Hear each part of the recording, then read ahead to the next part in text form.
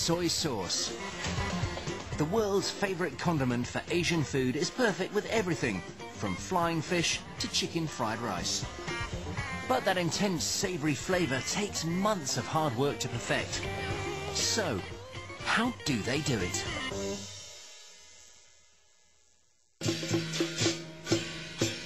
Bangkok, Thailand. For lovers of Asian cuisine, there's no better destination. And with the Chinese New Year approaching, thousands of families are stocking up.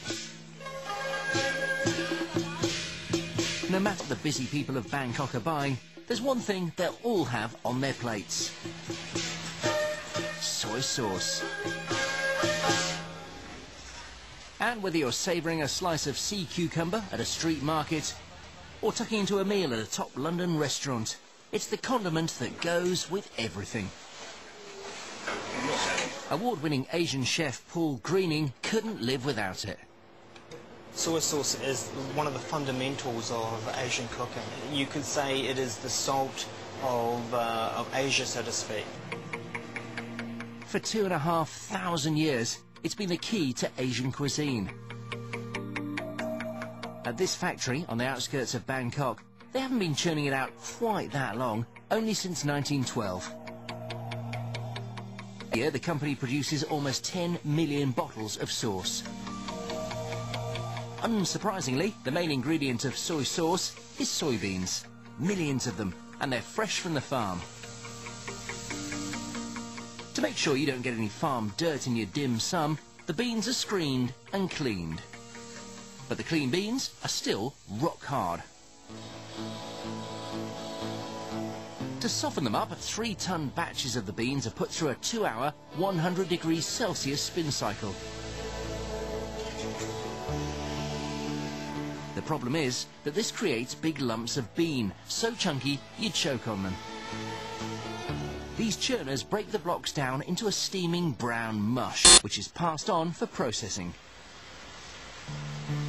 Meanwhile, the surprise ingredient is being prepared. Despite its name, soy sauce is actually equal parts soy and wheat. And after being emptied into this oven, it's roasted and crushed. But to produce soy sauce, you can't just slap these ingredients together. Asia's favourite condiment isn't just made, it's brewed. It has to ferment or go mouldy to produce soy's distinctive savoury taste, called umami. So next, a seed mould called Aspergillus oryzae is added to the soy and wheat mash. As the mixture is circulated with air, the fermentation changes its colour.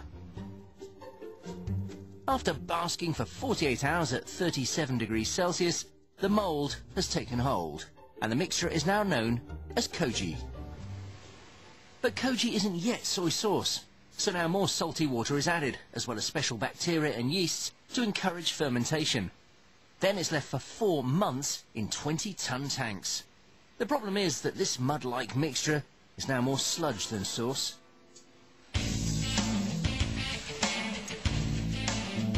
Extracting the soy from the sludge means squeezing it through layers of sack-like fabric.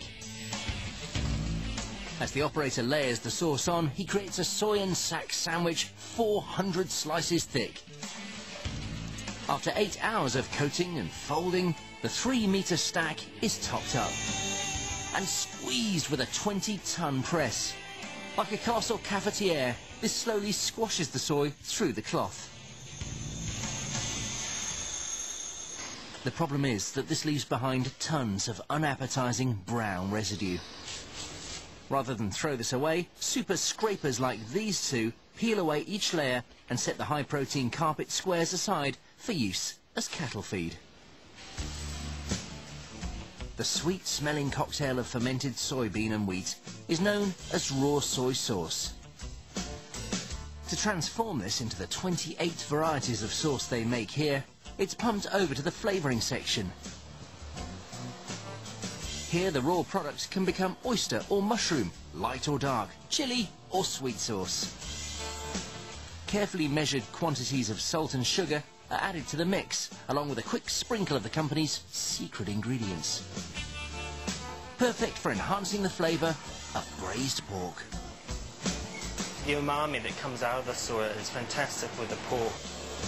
It's kind of like got a really kind of meaty, kind of almost savoury flavour. Soy sauce enhances the flavour of so many different dishes that in Japan each person consumes 9 litres of it every year. To keep pace with that kind of demand, more than 10 billion litres of soy sauce are produced worldwide. As the soy bottles salsa through this section, they're filled up. Tops are screwed down and labels pasted on. Once boxed up, the sauce is dispatched and sprayed, sprinkled and splashed over food, tablecloths and ties the world over.